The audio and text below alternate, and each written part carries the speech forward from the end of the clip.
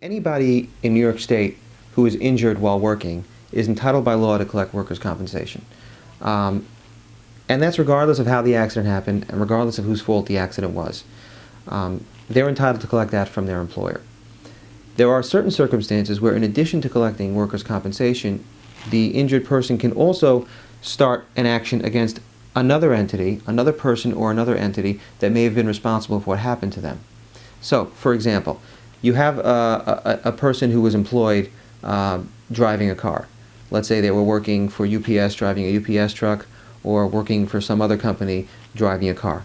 And let's say while driving that car, another car runs through a red light and strikes them. As a result, they get injured. The person driving that UPS truck would be entitled to get workers' compensation from their employer, regardless of how the accident happened, regardless of whose fault it was.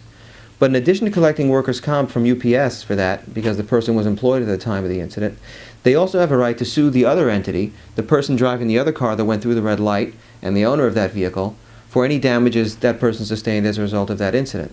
So that's a classic example of how somebody who is employed can collect at the same time workers' compensation and can also bring a lawsuit against the entity or the person that was responsible for what happened to them.